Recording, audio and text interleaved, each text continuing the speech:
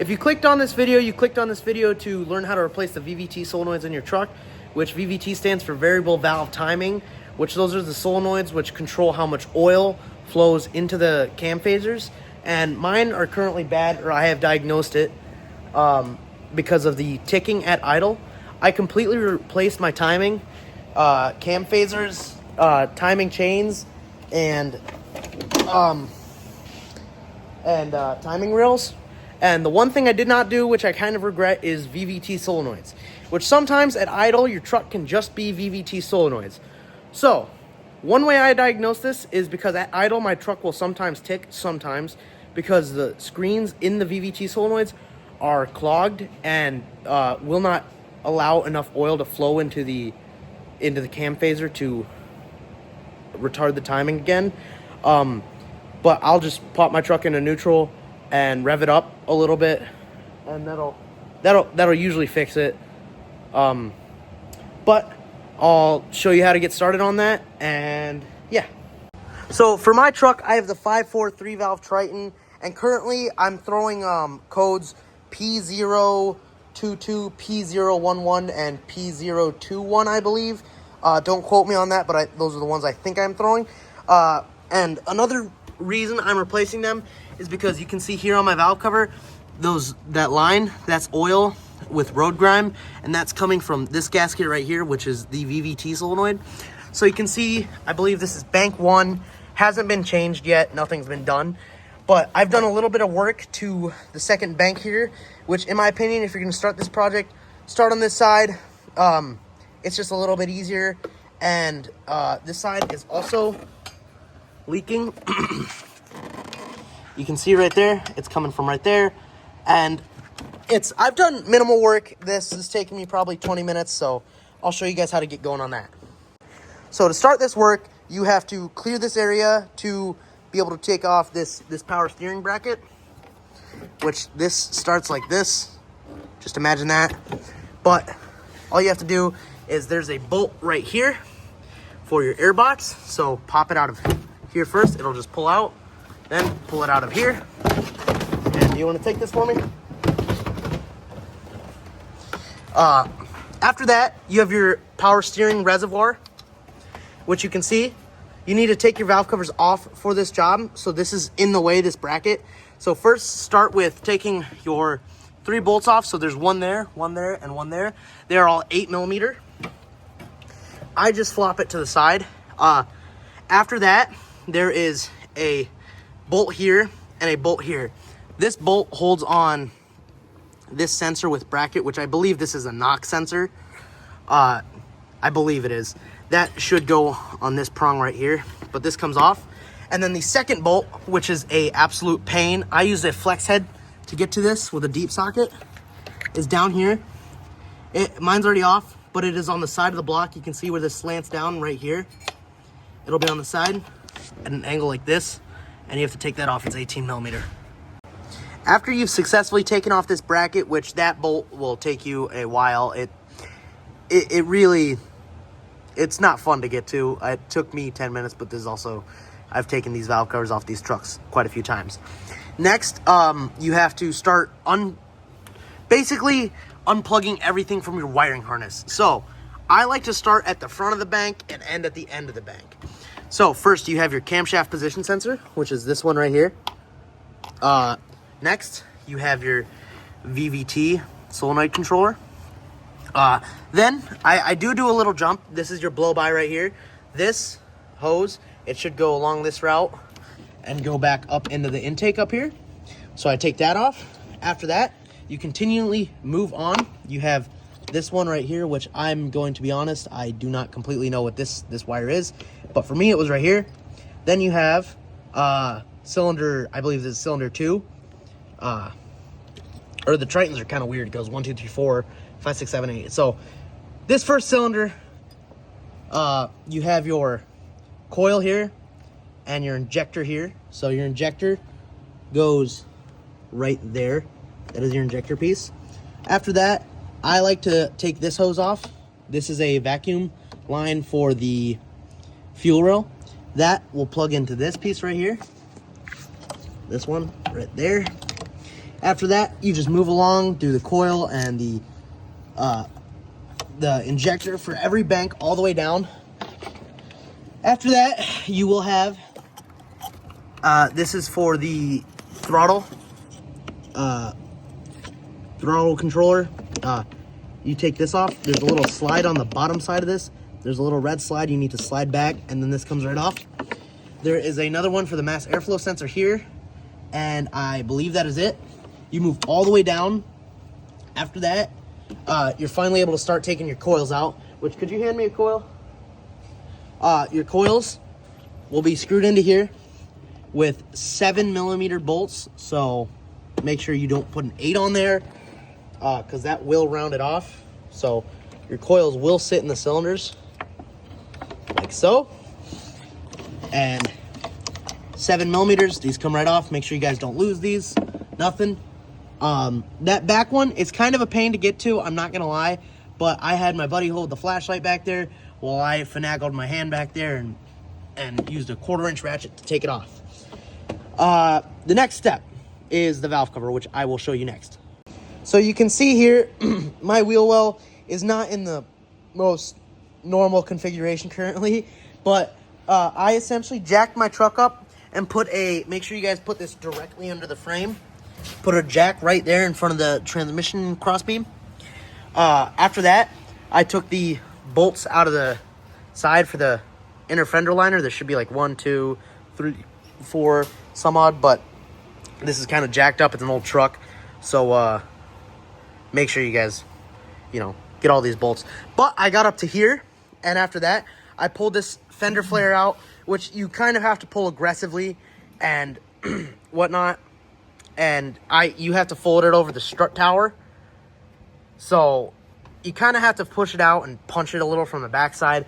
But after you get that, you have complete and utter access to these back bolts. So there's 1, 2, 3, 4, 5. There's 5 of these. So as you can see, I got all of them except for this very front one from down here. It is very convenient and very easy, and torquing them will be the best way to do this from down here. You just start to loosen all of these, and then after a couple turns with the ratchet, you should be able to get these with your hands. Now I finally have you guys at the stage where I'm at currently in the replacement of my solenoids, is these top bolts of the valve cover, which you could do these first, but I like doing the bottom ones first. That's just my preference. Also, I forgot to mention, I would take this wiring harness and zip tie it up to this line off the brake booster, or this is not the brake booster, this is a vacuum line. So I would zip tie it up there. It just gets things out of your way. It's a lot easier. It's a lot more convenient. So I'll show you guys me wrenching on this. So I'm gonna start with this front bolt right here, and then I'm just gonna move along the valve cover to essentially the last cylinder and take them off in order. Like I said, I already got all the buttons on the bottom loose. Pretty simple. So you can see I'm using common Harbor Freight tools. This is an Icon 1/4-inch ratchet, Icon extension, Icon socket. You really don't have to buy the fancy snap-on stuff that y'all see the professionals using, especially if you're doing this at your house. So you can see that one's loose, so we'll be able to get that with the extension, which I've taken this valve cover off before, like I said. So sometimes you may have to, use a little bit more force, but this is done recently and correctly. And that squeaking, it's no big deal. It's these rubber grommets. Don't worry about that. So where's the next one? It's back here. And then for these bolts that are further back, you will have to use a U or a U-joint socket, which, by the way, this is 8mm. So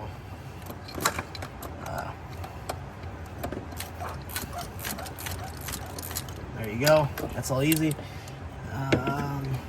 And yeah, with the back one, I'm gonna go get a U-joint. So all I had to do was get a longer extension, and the socket is pretty nifty. It's a U and an 8. It's pretty cool. And then I can't really see back there, so I have this light right here. It's from, you can pan out and show them the light.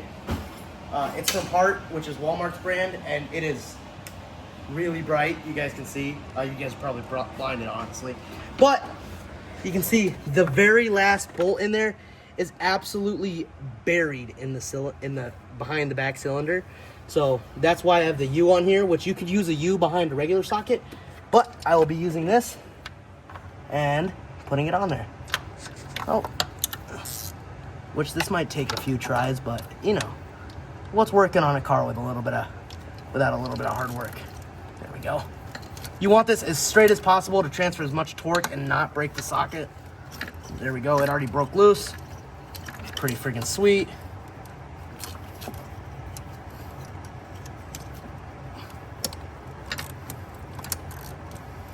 There you go. Now she's spinning. Which I'm probably going to take this one completely off with the ratchet.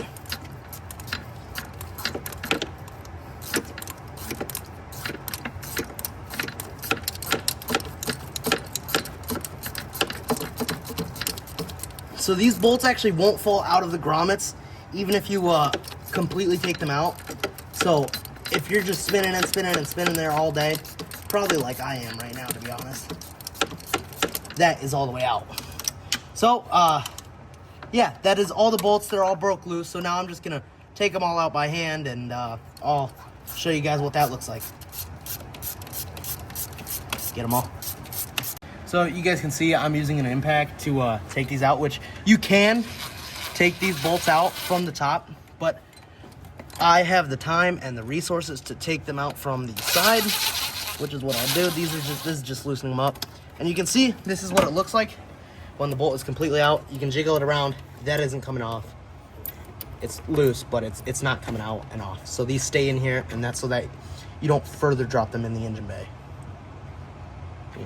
So another important step is, especially if your car or truck is a daily, it'll build up road grime like this, these little dust and sand particles and all that junk from the road. And before you open up the inside of an engine where it likes to be clean and have, you know, nice tight tolerances and not grime, you're gonna want to get some compressed air from an air compressor, and before you pop that off. So you should still have it on. You probably should do this before you take the bolts off, but it's fine if you do it like this too. It doesn't matter, engine is still sealed.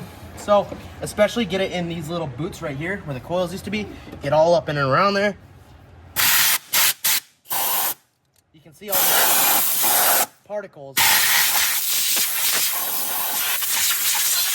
that would have flown off as soon as I would have taken the valve cover off. So you just want to do that, get that nice and clean, and once you got that done, I'll show you guys the next step. So now you guys are at the stage where you guys can take the valve cover off, and I like to have a soft face mallet. This is a 16-ounce Icon hammer. Like I said, Harbor Freight Tools. This is, I think, $20 or so. They're really not that expensive, and they work just fine. You guys could probably do this with the palm of your hand, especially, yeah, if you guys recently put it on. But if you guys didn't, you guys might have to break loose the seal with a scraper, or not a scraper, a hammer as such, just pat it a little bit. And then that valve cover, you can see this gasket comes over the sensor, and then it also lifts off in the back, which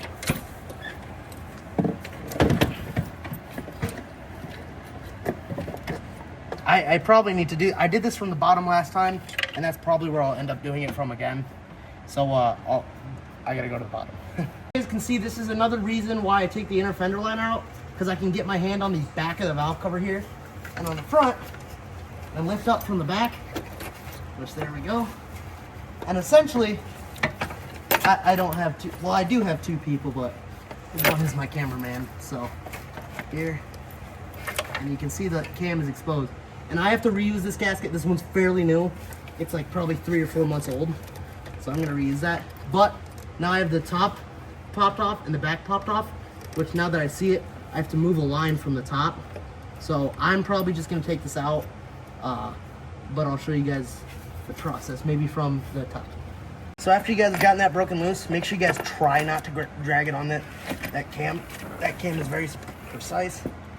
And that hose you hear squealing is just a vacuum line with air coming out. But you just lift the back end up, which is why I like the inner fender liner out, because I can lift that up manually and just essentially finagle this out. And these gaskets, if you are going to reuse it, if it's fairly new, right where it meets your timing cover, you have a little bit of RTV there to completely seal it. So just be very careful and gentle.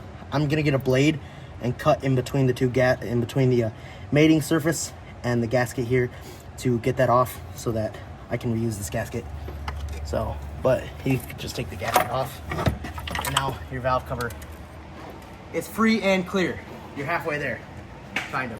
So you can see on the bottom here, I was just able to pull this directly off, and this may be salvageable. I will probably determine that in the future and see how much these cost. I believe these were $50, so I don't really want to buy that.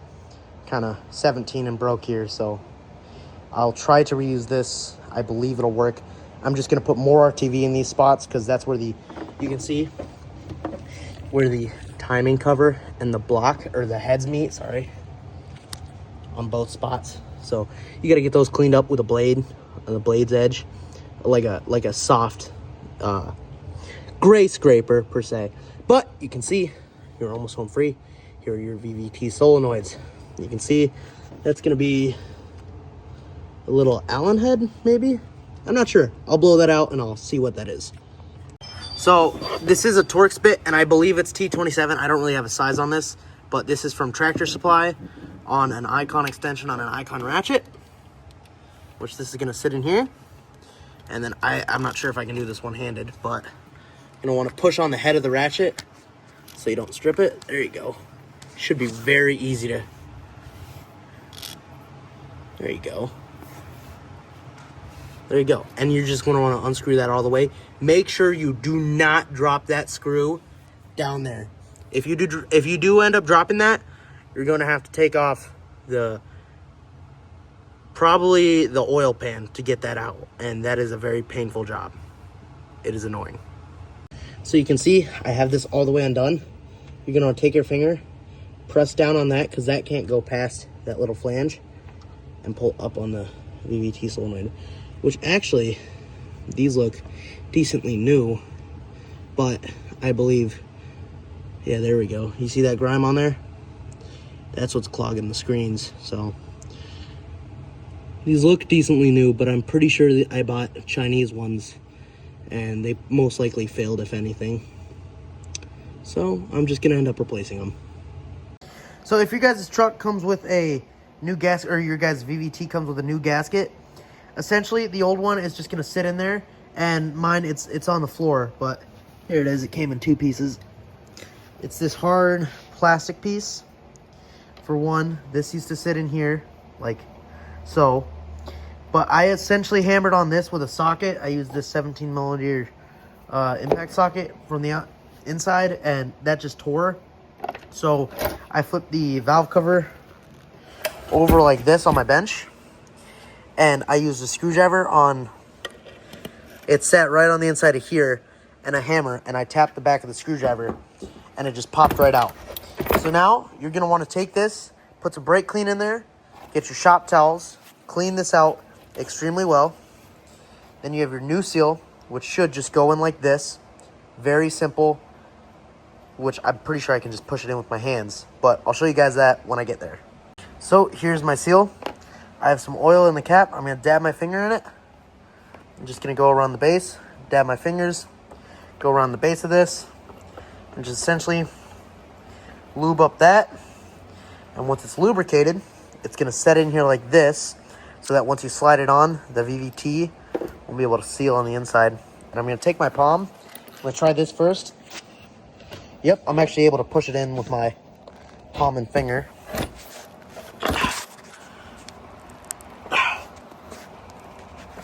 Maybe not.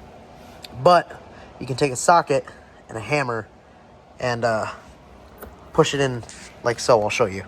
So essentially what I just did is I put this 26 on there, and you want to push on this outer ring.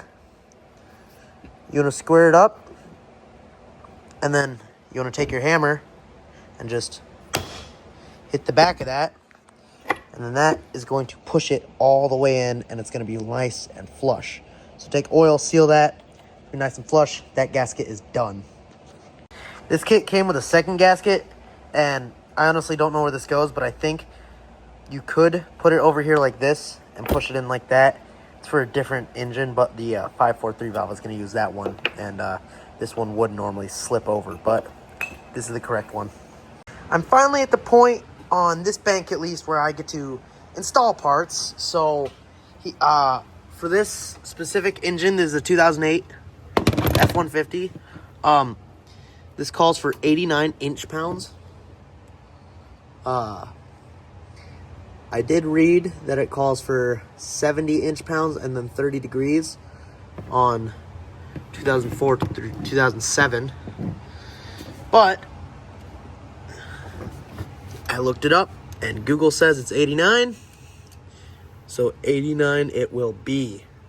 But essentially, I'm just going to run this in by hand first, and then I'm going to torque it down.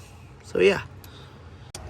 So I hope this is a good angle, but I got that bolt ran down, and now I'm going to torque this thing. So I'll get this in here. It's at 89. So, oh, sorry about that, guys.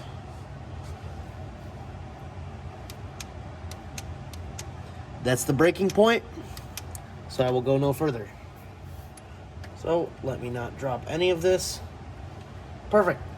Now, it is time to clean up the gasket and put some RTV here and here. First of all, I gotta clean these surfaces off. See all that RTV coming off? Get your fingernail under there, scrape that off. If you have a plastic scraper, even better. Great work. Stuff like this on the valve cover mating surface should be cleaned off, and you should have a nice bare aluminum surface. So I did end up cleaning up the gasket, and despite me cutting into it a little bit, I'm going to try to reuse it. I loaded up on RTV. This is probably more than you need, but you're going to want to put some here, and you want to drop this sucker in. So I'll see you guys over there. So hopefully this is an okay angle for you guys. I can't really position my phone anywhere else besides there and completely get the whole thing in. But you're going to want to be very careful and not let this gasket fall out of its groove. So right now it's hitting on that dipstick tube and that vacuum line. So, uh-oh. Shit. I'll grab you guys. Where'd you guys go? Down there. That's my fault. But you're gonna want to be very careful of things. And one final push. There we go. My valve cover is semi-sitting where it needs to be. Shucks. Here we go. Semi-sitting where it needs to be, over that sensor. So I couldn't really get a good angle of putting it on. My phone kept falling, but it's positioned, and now I'm gonna push that on, finger tighten these, and squish this RTV right here to make a hopefully decent seal. And you can see this just slipped right over that sensor. And then after this, it's all downhill, at least for this bank. For that bank, it is a lot more uphill. But after this, I'll show you guys the reinstallation of all the circuitry. So I'm at a point now where I can start torquing these bolts. And a good rule of thumb for these kind of things is always work from the inside out, both ways. So I'm going to start up at this bolt. So this will be 1, 2, 3, 4, 5, 6, 7, 8, 9, 10. If that does make sense, I'm working out essentially to squeeze to squeeze the gasket evenly. So 1, 2, 3, 4, 5, 6, 7, 8, 9, 10. Right there. So I will get you guys when that is all torqued. At this point, I have all mine torqued, and now you can essentially start the reverse order of things. So you take your 4 coils and drop them in their cylinders with the bolt facing the back. So obviously start with the back one. Don't drop that bolt nowhere. Get that boot in there. And then you're gonna wanna start tightening that back bolt you just started back there, which I have my ratchet and extension right here. Give me one moment. Got my extension with a little socket adapter. Got the little 7. And then I don't know where my ratchet went, but I will, here it is. I will end up using this without the big extension. So at this point, start rebuilding or putting this back together. Okay, since these 2 cylinders right here and here are the easiest to see, I will just show you tightening. It's pretty simple. Just run them down. They're pretty ran down by finger. Get your ratchet in there. Come on now.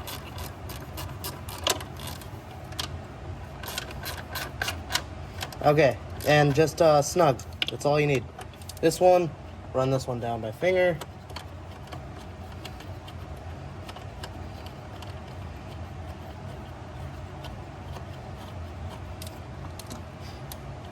Ratchet on there. And there we go. That's it. That's all you needed to do for all the cylinders, those back ones. The back one is a pain. The third one, not so bad. So next is your wiring harness, which I need some dikes, so I will go get those. So now you guys are going to want to clip that zip tie that was holding everything else up. Now your wiring harness kind of flopped into place. So perfect. Everything's kind of already where it needs to be. But like I said, I like to start with the hard things in the back. So your back injector, I always get that first.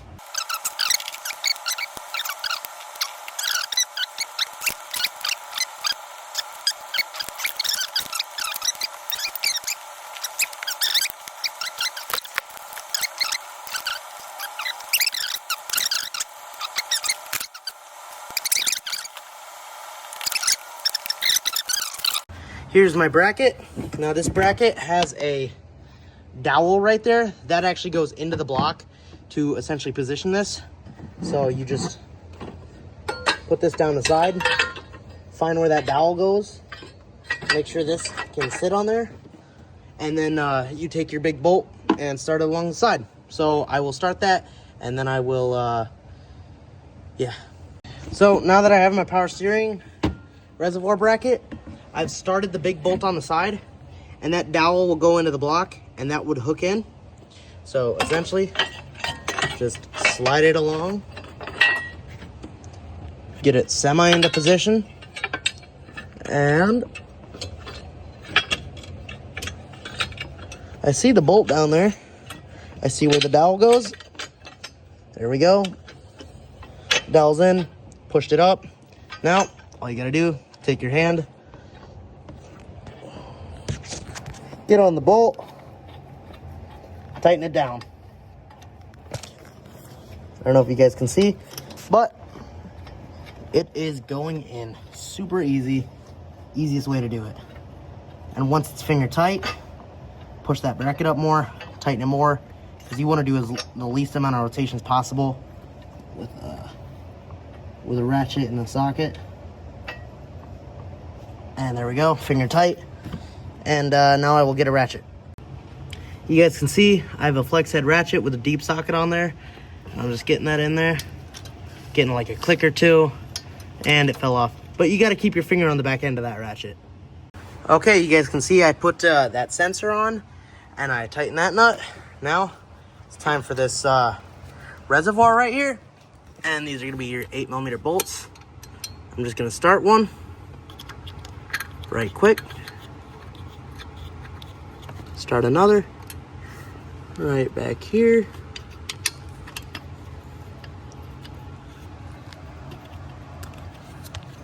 Come on now. Easy peasy, and now it's held in place, and I will run those down with that ratchet. All right, you can see, got the ratchet on there and everything. Gonna run all this down.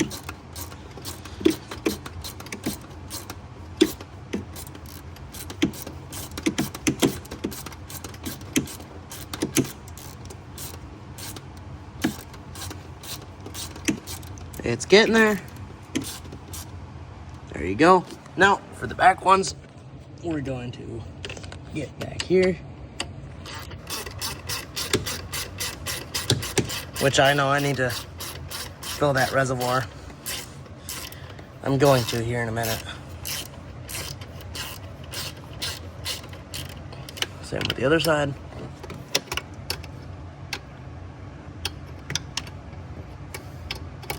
There we go.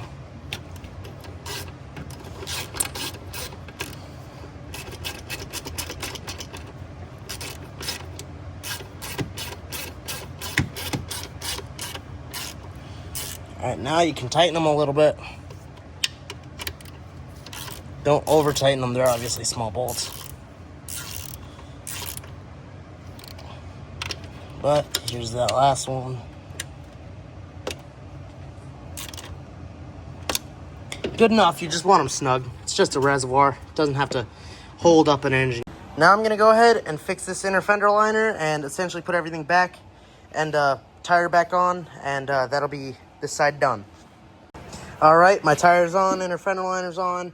This side is done. I could theoretically start up the truck and everything would be fine, but no air filter. And I'm gonna go do the other side, and I will, this is gonna be a part 2. All right, if you enjoyed the video, I mean, if you even stayed this long, I'd appreciate a like. It'd be pretty cool. Ooh, I'm dirty, I gotta clean up. But I'm gonna do this bank in another video. I have the time right now, but I mean, this video is probably gonna be like 40 minutes long or something. It's gonna be ridiculous. I mean, I think I went pretty into depth, but I thought of a pretty funny name for the channel maybe.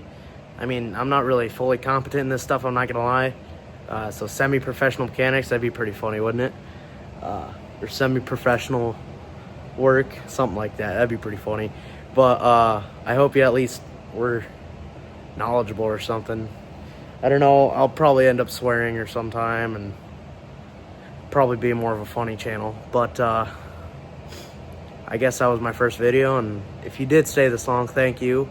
I hope you learned, at least on that bank. That was terrible. It's horrible. But thank you for staying.